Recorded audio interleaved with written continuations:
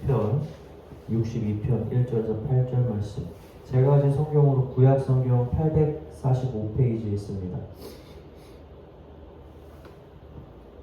시편 62편 1절에서 8절 말씀. 찾으신 줄 알고 제가 읽겠습니다. 나의 영혼이 잠잠히 하나님만 바라며 나의 구원이 그에게서 나오는도다. 오직 그만이 나의 반석이시요 나의 구원이시요 나의 요새이시니 내가 크게 흔들리지 아니하리로다. 넘어지는 담과 흔들리는 울타리 같이 사람을 죽이려고 너희가 일제히 공격하기를 언제까지 하려느냐. 그들이 그를 그의 높은 자리에서 떨어뜨리기만 꾀하고 거짓을 즐겨하니 입으로는 축복이요 속으로는 저주로다. 나의 영혼아 잠잠히 하나님만 바라라. 물은 나의 소망이 그로부터 나오는도다. 오직 그만이 나의 반석이시요 나의 구원이시요 나의 요새이시니 내가 흔들리지 아니하리로다. 나의 구원과 영광이 하나님께 있으며 내 힘의 반석과 피난처도 하나님께 있도다. 백성들아 시시로 그를 의지하고 그의 앞에 마음을 토하라. 하나님은 우리의 피난처시로다. 아멘. 기도가 주는 다양한 유익들이 있지만 저는 기도의 가장 큰 유익 중 하나는 우리가 남에게 말할 수 없는 우리가 가지고 있는 아주 사사로운 일들도 우리가 하나님께 고백드릴 수 있다는 게 기도의 아주 큰 장점이고 또 우리가 가지는 하나의 큰 권한이 아닐까 싶어요. 천주교는 고해성사라는 걸 합니다. 왜냐면 자기의 마음속 깊은 곳에 있는 걸 끄집어내고 자신의 죄를 고백을 하는 거예요. 앞에 있는 그 신부라는 대상이 고백을 하죠.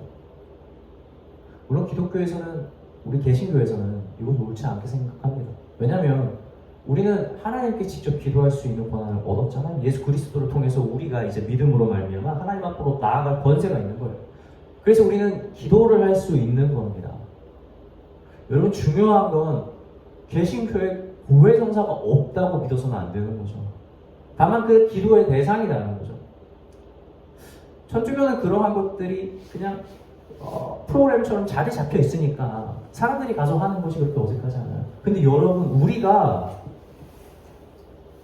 이것을 우리는 개신교니까 안 한다라고 생각해서는 안 됩니다. 대상이 누구라고요? 바로 우리 하나님께 직접 하는 분입니다. 남들이 보지 않는 그 순간에 조용한 곳에서 하나님 앞으로 가서 나를 고백하고 나의 힘든 것들을 이야기하고 나의 죄를 이야기하는 시간은 여러분 우리에게도 동일하게 적용이 된다는 겁니다. 예수님께서 자신의 공생의 사역을 시작하셨을 때 예수님이 무슨 일들을 하셨죠? 사람들에게 가서 말씀을 전합니다. 왜냐하면 이제 모든 퍼즐들이 예수 그리스도를 통해서 맞춰지기 때문에 예수님은 이제 본질을 이야기를 하는 거잖아요. 그죠? 이 그림자의 실체가 이제 오신 거니까. 그래서 말씀을 가르치고 그리고 뭘 합니까? 자신을 찾아오는 수많은 병자와 귀신 들린 자들을 치료해주고 귀신을 내어쫓는 일들을 우리 예수님께서 하셨어요. 이 두 가지 일의 균형을 예수님이 어느 정도 잡고 하셨습니다. 예수님이 말씀만 전하시고 자신의 찾아오는 자들을 내쫓지 않았어요. 혹은 너무 찾아오는 사람들이 많다고 이 사람들의 처지를 생각해서 이들을 구제하고 치료해주고 귀신을 내어주는 일만 한다고 말씀을 가르치는 일을 소홀히 하지는 않으셨어요. 예수님이 두 가지를 아주 조화롭게 하셨어요.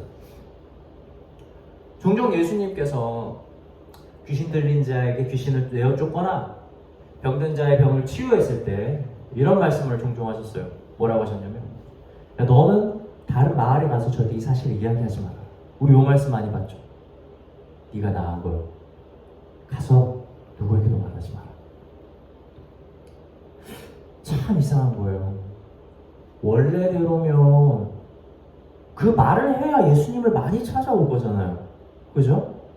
그러면 복음을 더 많은 사람에게 전할 수 있지 않았겠어요?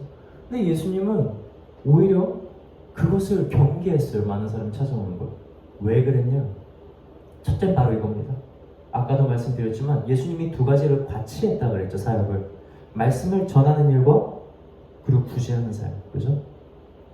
사람들을 치료하고 그리고 귀신을 내어주는 이런 일들 말이에요. 말씀 사역, 그리고 구제하는 사역, 이 두 가지의 균형을 맞추는 거예요. 만약 사람들에게 가르치지 않은 사람들에게 기적만 보여줬다면 어떤 일이 일어났겠어요? 사람들이 예수님에 대해서 뭐라고 생각했을까? 사람들이 그 예수님의 기적을 보고 복음을 생각하지 않고 예수님을 자신의 마을로 붙들고자 했을 겁니다. 실제로 예수님을 붙들려고 했던 사람들이 정말 많았거든요. 왜냐하면 그 능력 때문에. 그리고 또 어떤 사람들이 있죠? 예수님께서 십자가에 달려 죽으시기 전까지 사실 예수님 주변에 있는 수많은 사람들은 심지어 그 12제자들 포함해서 뭐라고 생각했어요? 우리 예수님이 이 땅에서 왕이 될 거다라고 생각을 했던 사람들이 있던 거예요. 예수님을 왕으로 세우려고 했던 거예요, 세상으로. 왜 그렇습니까? 예수님의 능력 때문에. 예수님은 그걸 아셨던 거예요. 사람들이 자신의 가르침을 받지 않고 자신의 가르침을 이해하지 못한 상태에서 나의 기적만 바라보게 된다면 자신의 사역에 대해서 완전한 오해를 할 것이다 라는 게 바로 첫 번째 이유였어요. 그런데 사실은 그것보다 더 중요한 이유가 하나 더 있습니다. 그 두 번째 이유가 뭐냐면 예수님은 자신의 시간이 필요했어요. 참 웃기죠. 예수님이 너무 열심히 사시고 쉬지 않고 살았을 것 같지만 여러분, 예수님은 분명하게 자신의 일에 선을 정하고 그 일에서 더 나아가지 않은 거 아세요?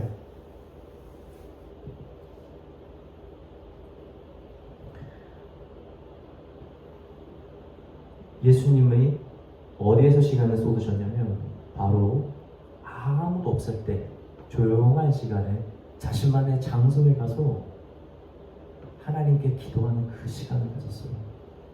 성경은 어느 정도로 얘기합니까? 예수님께서 습관을 따라가셨다라고 하는 거예요. 그건 무슨 말이냐면 예수님은 자신의 사역을 시작하고 그 뒤로 자신과 하나님과의 1대1의 교제하는 시간을 하루도 놓치지 않고 가졌다는 겁니다. 여러분, 이게 정말 중요한 거예요. 예수님이 사람을 피하고 예수님이 구제를 늦게 하는 것, 예수님이 복음을 게을리 전한 것이 아니라 무엇을 절대 내놓지 않은 거냐면 하나님과 자신만이 가지는 그 기도의 시간을 그 누구에게도 주지 않았다는 거예요. 여기서 우리는 매우 중요한 걸 발견할 수 있어야 합니다. 그럼 하나님의 사역에서 세 가지가 있는 거죠. 뭐죠? 사람들에게 말씀을 가르치는 일, 사람들을 구제하는 일, 그리고 하나님과 교제하는 일. 그 세 가지 균형이 하나님께 있었, 예수 그리스도께 있었다는 겁니다. 사랑하는 성도 여러분, 예수님은요 기도할 필요가 있었을까요? 예수님이 누군데? 예수님이 물론 하나님의 아들이지만 예수님은 본체 하나님이시지 않습니까? 그런데 예수님이 왜 그렇게 하나님께 기도해야 됐을까? 여러분, 이거는 신학적인 질문인데 이런 질문이 우리에게 중요한 건 아니에요. 우리에게 정말 중요한 질문은 뭐냐면 예수님은 기도 없이 살지 않았다라는 것이 확실하다는 거죠. 예수님은 기도 없이 살 수 없다는 것. 그것을 우리가 봐야 되는 거예요. 예수님은 이 시간을 그 누구에게도 양보하지 않았어요. 그래서 예수님은 자신의 모든 사역에서 마지막 시간이 왔을 때 그 십자가에 달리기 바로 직전에 예수님은 또 한적한 곳에 가셔가지고 기도하시는 거예요. 그 기도를 어떻게 합니까? 땅에 떨어지는 그 땅방울이 핏방울이 될 만큼 아주 고통스러워가면서 예수님은 기도하신 거예요. 예수님은 그렇게 하나님을 찾고 하나님과 교제를 하는데 실패하지 않기 위해서 날마다 노력했던 분입니다. 하나님의 아들이면서 하나님과 본체 동등한 예수님이 여러분 기도 없이 살 수 없었다면 그럼 우리는 어떨까요? 우리가 기도 없이 살 수 있을까요? 만약 우리가 기도 없이 우리의 삶을 아무렇지 않게 살아볼 수 있다면 여러분 그것은 사실 어쩌면 우리가 그리스도인이 아니라는 친구가 될지도 모른다는 걸 기억해야 됩니다. 살다 보면 마음의 걱정과 근심, 고통이 가득해서 주변에서 기도를 멈추라 그래도 기도를 멈출 수 없을 때가 있어요. 그런데 또 살다 보면 마음의 걱정, 근심이 하나도 없어서 주변에서 기도를 해라 해도 무슨 기도를 내가 해야 될지 모를 때도 있습니다. 여러분, 만약에 우리의 삶 가운데 고통스러워서 기도하는 순간과 고통이 없어서 기도를 쉬는 순간이 있다면 여러분 이 두 가지 상황에서는 무엇이 복이겠습니까? 당연히 전자가 복입니다. 하나님께서 우리가 고통스러운 것을 원하시기 때문에 전자가 복이 있는 것이 아니라 그때 우리가 하나님을 찾기 때문에 우리가 복이 있다는 거예요. 하나님은 우리가 그분을 찾기를 간절히 바라고 계시기 때문입니다. 사실 예수님은 이 땅에서 당할 모든 고난을 피해갈 기회가 있었어요. 성령으로 세례를 받고 성령에 이끌려서 마귀에게로 가서 세 가지 시험을 당하시지 않습니까? 여러분 그 시험에서 사실은 예수님이 세상의 모든 영광을 가질 수 있는 기회를 얻을 수 있었어요. 사실 그분은 자신이 가지고 있는 능력을, 주께서 주신 그 능력을 자신의 것을 위해서 쓸 수 있었습니다. 돌덩이를 떡이 되게 만들 수 있었어요. 그런데 그렇게 하지 않죠. 주님의 말씀으로 살 것이다. 그리고 마귀가 하나님께서 주신 이 세상의 모든 나에게 준 영광을 너가 만약에 내게 절하면 내가 너에게 줄 것이다 라고 했을 때 예수님은 그 모든 걸 받을 수 있었어요. 그런데 우리 주님만은 경배하고 다만 그를 섬기라 라는 그 말씀을 통해서 모든 것을 물리치는 거예요. 예수님은 왕이 될 수 있는 자리가 있었어요. 그런데 이 모든 것들을 하나님만 바라보면서 물리쳐요. 예수님의 고난이 언제부터 시작됐습니까? 바로 이때부터 시작된 거예요. 세상에 왕이 될 수 있는 힘이 있고 세상이 왕이 될 수 있는 기회가 있었는데 그것을 버렸기 때문에 예수님은 세상의 반대편에 서게 됐고 그 반대편에서 세상을 살아가는 예수님의 삶이 어땠겠습니까, 여러분? 고통스럽고 힘들 수밖에 없는 거예요. 사랑하는 성도 여러분, 우리도 이런 선택을 해야 됩니다. 마귀가 우리에게 찾아와서 우리에게 이런 유혹을 했을 때 우리가 하나님만 바라보겠다고 우리는 말씀으로 살 것이라고 날마다 말씀 이겨내야 돼요. 여러분 그런데 그런 삶을 사는 건 우리 예수님처럼 이 땅에서 고통과 고난의 삶을 산다는 것과 같습니다. 세상이 흘러가는 방향과 반대 방향으로 가기 때문에 우리의 삶은 늘 저항을 얻고 우리의 삶은 늘 미움을 받고 우리의 삶은 늘 원하지 않는 방향으로 가게 되는 거예요. 그런 고통이 우리를 하나님 앞으로 이끌어낸다는 사실을 기억하시기 바랍니다. 마태복음 5장 1절에서 12절 말씀에 예수님께서 팔복에 대해서 이야기를 합니다. 이 팔복은 우리가 오늘 이 땅에서 당할 일들과 우리가 나중에 얻게 될 상에 대해서 매우 대비되는 모습으로 보여줍니다. 우리는 가난하지만 모든 것을 이어받을 거예요. 우리는 애통하지만 위로받을 겁니다. 우리는 줄이지만 배부르게 될 것입니다. 의로 인해 받은 모든 박해는 결국 천국이 우리의 것임을 증명해 줄 것입니다. 우리는 나중에 우리가 받게 될 결국의 모습만 생각하지만 사실은 팔복에서 등장하는 이 첫 번째 조건들이 있어요. 그것이 바로 우리가 아직은 세상에서 당해야 될 겁니다. 그래서 우리는 이 땅에서 아직은 심령이 가난해야 하고 아직은 애통해야 하고 아직은 의에 줄이고 목마를 뿐 아니라 아직은 의를 위하여 박해를 받아야 합니다.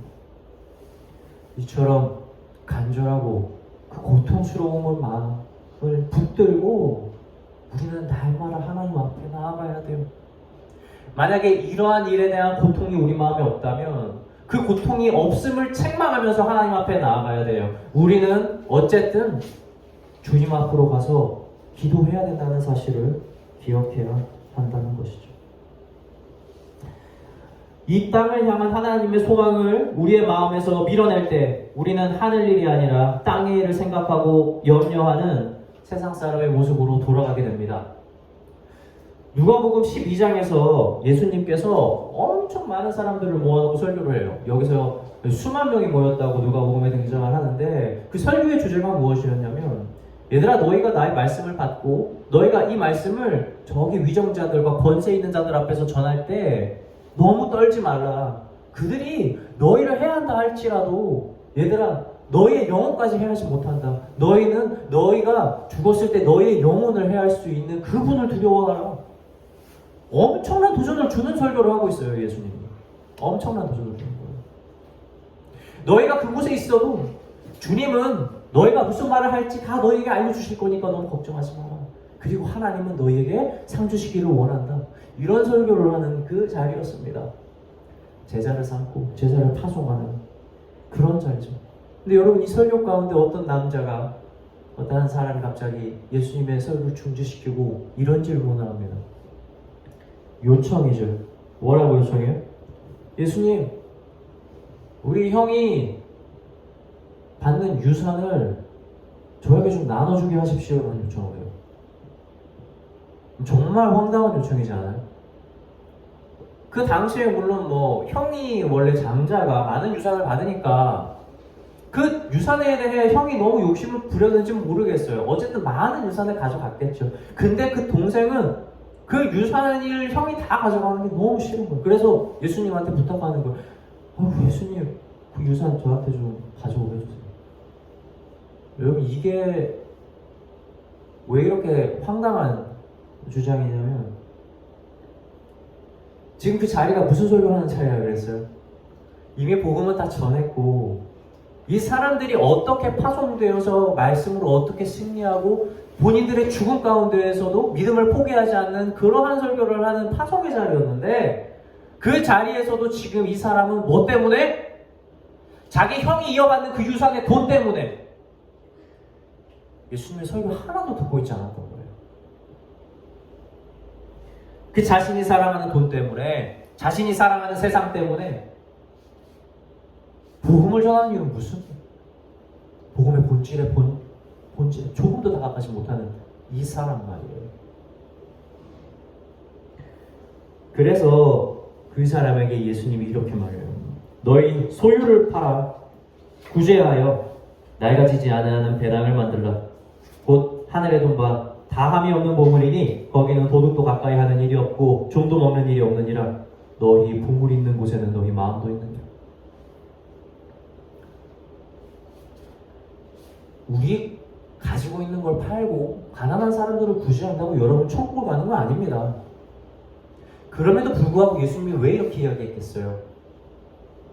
정신 차려라 얘들아. 이미 하나님께서는 너희가 필요한 게 무엇인지 알고 있어. 어떻게 너희가 너희의 입을 것과 너희의 먹을 것을 구하고 있느냐? 이 모든 것들은 이미 하나님께서 다 알고 더할 것이고, 이런 것들은 이방인들이 구하는 거야. 예수님 믿지 않는 세상 사람들이나 구하는 거야. 너희는 정신 차리고 지금 하나님의 의와 그의 나라를 구해라. 왜냐하면 이 모든 것들은 너희에게 더하리라. 너희가 만약에 세상을 사랑해서 재물에 눈이 돌아가고 그 재물 때문에 하나님의 말씀을 보지 못할 거라면 차라리 그 재물을 모두 팔아가지고 구제하라는 거예요. 그 재물을 모두 팔아서 구제하고 너희 눈앞에 보이는 재물을 없애면, 그러면 너희에게 천국이 가깝다. 그때 너희는 예수 그리스도가 보일 것이다. 사실은 이 말씀인 겁니다.